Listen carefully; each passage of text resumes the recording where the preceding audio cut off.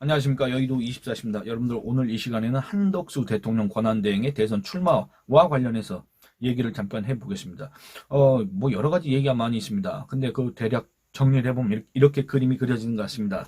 한덕수 대통령 권한대행은 이제 그 총리직을 사퇴한다. 그리고 이제 무소속으로 나온다. 일단 뭐 어디 입당을 안 하니까 무소속인데 어쨌든 그 와중에 이제 국민의힘에 과의 어떤 단일화를 한 다음에 입당을 할 것이다 라는 게 지금 현재 언론 보도를 통해서 밝혀진 대략적인 계획인 것 같습니다. 그리고 또 이 한덕수가 대선 출마할 경우에는 손학규가 지원을 할 것이다. 그리고 또 이낙연도 거기에 이렇게 동참할 것이다. 뭐 이런 취지로 얘기를 했지 않습니까? 그러니까 여러분들 한번 보시기 바랍니다. 이 민주당 계열의 인사들이 온다 그 말입니다. 손학규는 과거에는 한나라당에 있었지만 건너가가지고 민주당 대표까지 했던 사람 아닙니까? 근데 손학규보다도 더 결정적인 사람은 바로 이낙연이다 그 말입니다.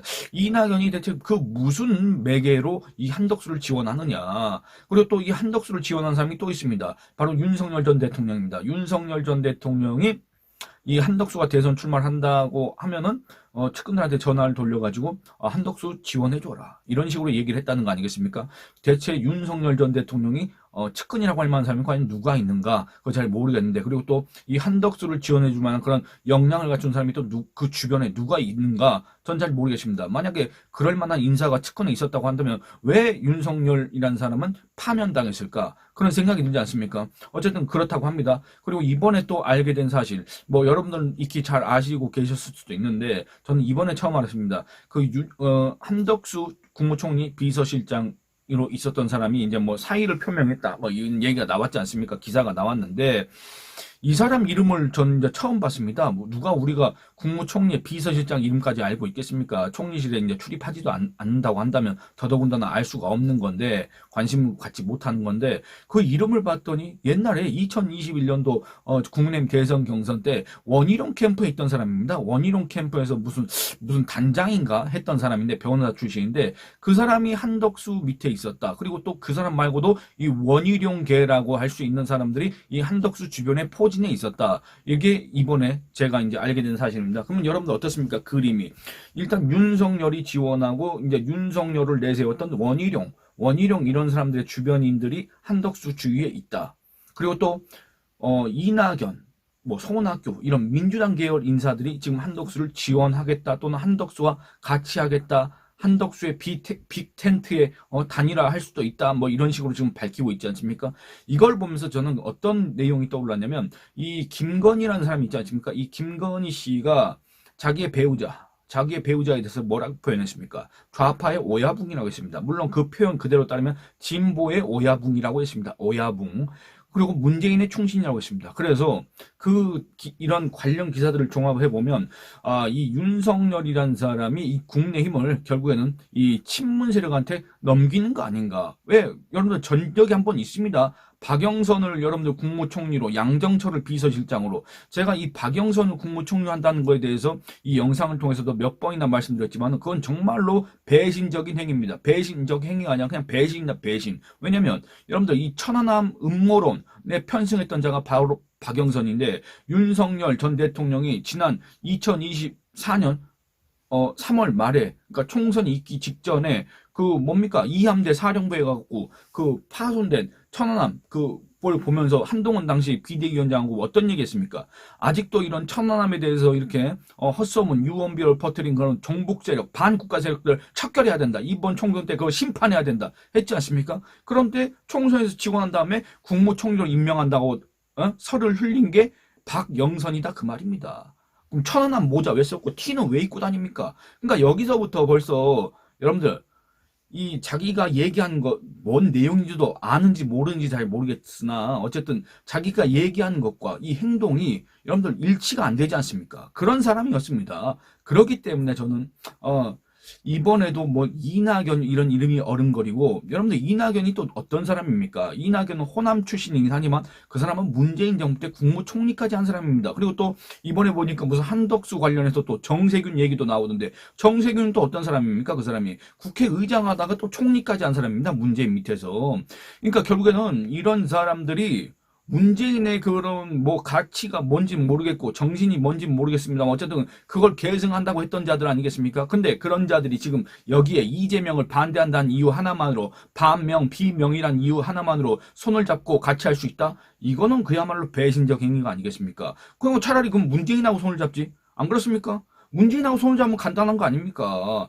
그러니까 대체 이 국민의힘이라는 데가 대체 어떤 곳이길래 바로 이 좌파의 숙주로 만들어버리느냐. 그야말로 이건 배신적 행위다. 그런 생각이 든다 그 말입니다. 물론 윤석열 전 대통령 그리고 또 그 옆에 있는 김건희 씨가 이런 기획을 지금 주도하고 있다고 제가 말씀드린 적은 없습니다만 이 관련 기사를 종합해보면 대체적으로 지난번에 박영선, 양정철 요 사태 때 이렇게 고려를 해보면 대략적으로 이걸 누가 지금 이렇게 만들어가고 있는지는 어렴풋하게 짐작할 수 있다. 이런 느낌이 든다 그 말입니다. 그 와중에 이 권영세라는 사람, 국민의힘의 비대위원장이라고 하는 사람은 이 정대철 헌정회장, 지금까지 이 한덕수의 대선 출마 그리고 또 국민의힘과의 단일화 요 과정에서 약간의 거강꾼 노릇을 하려고 하는 듯한 그 정대철 헌정회장한테 무슨 좋은 자리를 만들어달라, 뭐 좋은 판을 만들어달라, 뭐 이런 식으로 부탁을 했다는 거 아니겠습니까? 단일화를 위해서.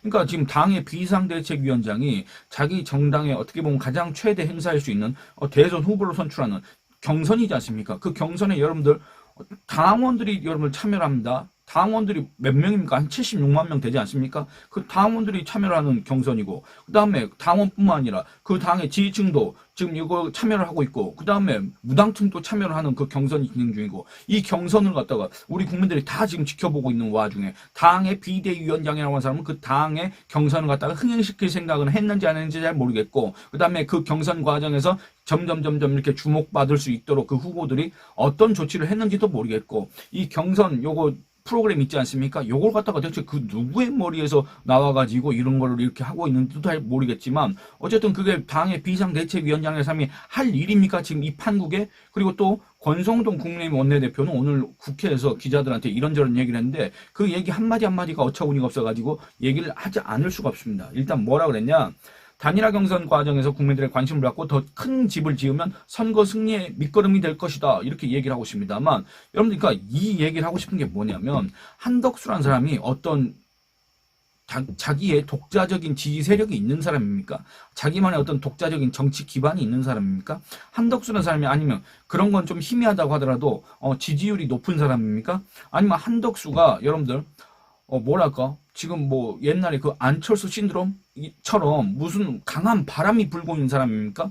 그러니까 이쪽에서는 자꾸 그런 표현을 썼지 않습니까? 한덕수 대망론 뭐 이렇게 얘기를 했는데 무슨 대망론입니까? 지지율 나오지도 않는데. 근데 한덕수가 왜 지금 그 국민의힘 후보들이 여러분들 오늘 그 결과 보셨겠지만 그리고 또 그걸 갖다가 이제 영상도 보셨겠지만 홍준표가 떨어졌습니다. 안철수가 떨어졌습니다. 안철수는 물론 지지세가 약한 사람이긴 하지만 여러분들 홍준표가 떨어졌습니다. 홍준표 저 그동안에 숱하게 비판을 해왔지만 오늘 홍준표가 이 정계 은퇴를 선언하는 걸 보면서는 약간 좀 짠했습니다. 왜 그러냐면 그 사람의 정치 이력을 제가 대략적이나마 알고 있고 그 다음에 과거에 제가 인터뷰를 한 적도 있고 그리고 또 2017년 대선 때는 정말 한 자릿수 지지율 그때 당시에 그 누구도 홍준표를 대선주자로 생각한 사람이 없는데 저는 물론 그 와중에 홍준표를 만나서 인터뷰를 했습니다만 그 와중에 한 2%, 1%의 지지율에서 최종적으로 대선 때 24%의 득표를 했었고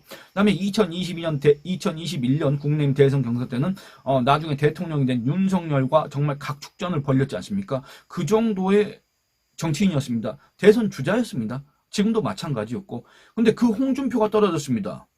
그 홍준표가 떨어진 경선이 지금 진행되고 있습니다.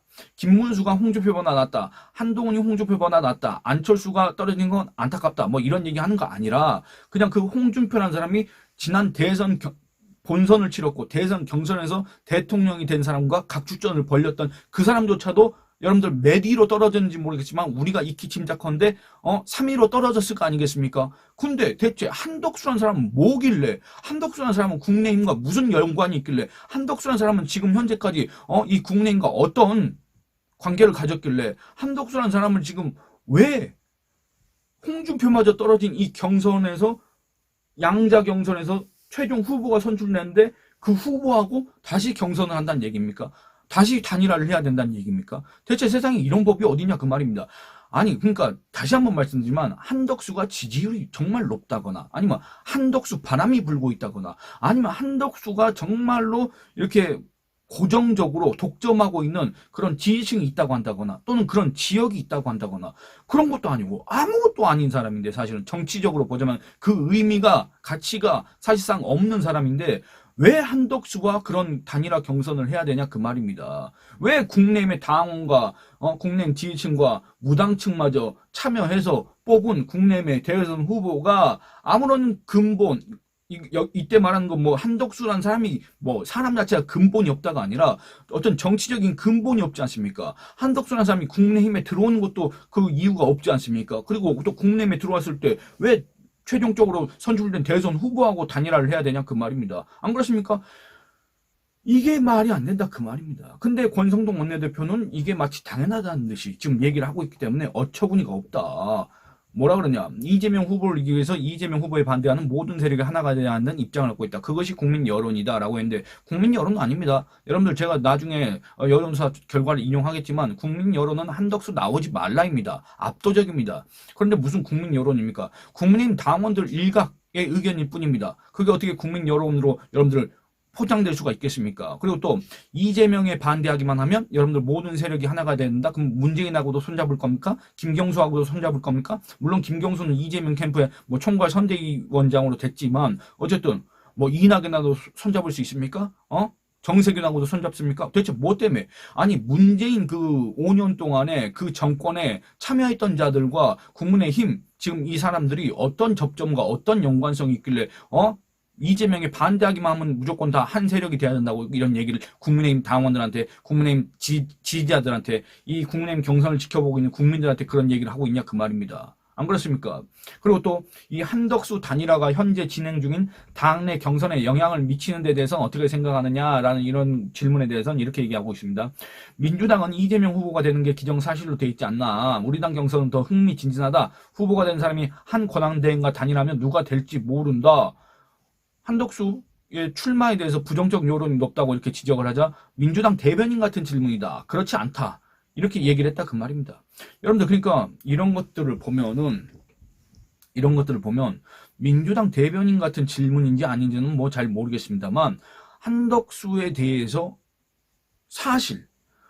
사실은 외면하고 자기들이 어떤 이렇게 애초에 계획해놓은 그 방향대로 일방적으로 지금 밀고 간다는 느낌이 들지 않습니까? 그러면 이 사람들은 왜 그렇게 밀고 나갈까? 이런 또 생각이 들 수밖에 없지 않습니까? 그렇기 때문에 전체적으로 요 그림을 지금 그리고 있는 사람은 이 권성동, 권영세 뭐 이런 사람들 뒤에 있는 사람들 아닌가? 원희룡 이런 사람들의 뒤에 있는 사람들 아닌가? 그럼 그 뒤에 있는 사람은 과연 누구겠느냐? 이 사람의 실체, 이 사람의 정체는 과연 뭐겠느냐? 그러면 이쯤에서 국내힘 당원들은 이런 생각을 해야 됩니다. 여러분들 정말 배신자는 누굽니까? 여러분들 이 국내힘 이 지금과 같은 위기에 처하게 만든 사람 누굽니까? 여러분들 이 국내힘이 지금과 같은 위기에 처해 있고 이 당원과 지지층들이 그리고 또 이 당 후보로 선출해서 정말로 이 어려운 대선판에서 다시 한번 이 정권 재창출을 위해서 사실상 윤석열과는 결별하고 윤석열과는 전혀 결이 다른 그런 정권을 만들기 위해서 지금 이렇게 노력하고 있는 와중에 이런 획책을 하고 있는 자가 바로 배신자 아니겠습니까? 여러분들 이 당원과 지지자가 뽑은 이 대선 후보 또는 이 경선에 참여한 그 후보들이 다 나가 떨어지고 있는 와중에 갑자기 한덕수를 좀 위에 올려놓고 이 당의 당심과 민심 이런 것들을 갖다가 한 수 아래로 깔보면서 이런 모든 그림을 그리고 있는 자가 바로 배신자 아니겠습니까? 이 국민의힘의 이 문재인 세력들, 친문 세력들을 갖다가 끌어들이는 그 시도를 하는 자가 바로 배신자가 아니겠습니까? 그럼 정권 교체 왜 했습니까? 정권 교체를 왜 했으며 문재인 심판을 왜 외쳤습니까? 안 그렇습니까? 그리고 또 갑자기 이 권성동 원내대표가 이렇게 얘기를 하고 있습니다. 이낙연의 반명 빅텐트 합류 가능성 여기에 대해서는 반민주적, 반시장적 이재명에 반대하는 국민 정치인들이 많다고 생각한다. 그런 정치인들이 하나 되는 것에 대한민국 발전, 성장, 민주주의를 공부하게 하는데 도움될 것이다 라고 얘기를 했고 또 이재명 후보는 정치적 정적들에 대한 비명 행사 공천으로 민주당을 장악했고 그 기세로 국회를 장악해 국정 마비까지 이어지게 했다. 뭐 이렇게 얘기했는데 여러분들 문재인 때도 그랬습니다. 문재인 때 국무총리였던 사람이 이낙연입니다. 문재인 때 그 더불어민주당의 당 대표했던 사람이 바로 이낙연입니다. 여러분들 정세균도 문재인 때 총리를 했던 사람입니다. 이런 사람들이 왜 국민의힘에 와야 되냐 그 말입니다. 여러분들 지금 우리가 그게 몇 년 전이다 보니까 또 우리 기억 속에서 희미해졌을 수 있는데 문재인 때도 지금과 마찬가지였습니다. 아주 지네들 의석 믿고 독주, 폭주를 했다 그 말입니다. 여러분들 기억 안 나십니까? 지금 현재 우리가 모든 불만을 쏟아내고 있는 뭐 공수처 문제라든지 아니면 선거법 문제라든지 뭐 별의별 거 있지 않습니까? 이런 적폐를 누가 만들어냈습니까? 바로 문재인 정권이 만들어낸 거 아니겠습니까? 그 문재인 정권에 참여했던 자들이 이재명한테 정치적으로 뭔가 이렇게 패배했고 어디 갈 데 없는 사람들, 정치적 입지가 없는 사람들을 그냥 다 받아들인다는 얘기입니까? 이게 반면 빅텐트입니까? 그런 찢어진 빅텐트가 여러분들 무슨 지지를 받을 수가 있고 어떤 관심을 받을 수가 있겠냐 그 말입니다. 이런 정도의 정무적인 감각을 가진 사람 누군지는 말씀 안 드리겠지만 어쨌든 참 이런 사람을 아직도 지지한 사람이 있고 이런 사람의 복귀를 바라는 사람이 있고 그런 게 바로 지금 현재 국민의힘의 현실이지 않나. 그래서 너무나도 안타깝다. 그런 생각이 든다 그 말입니다.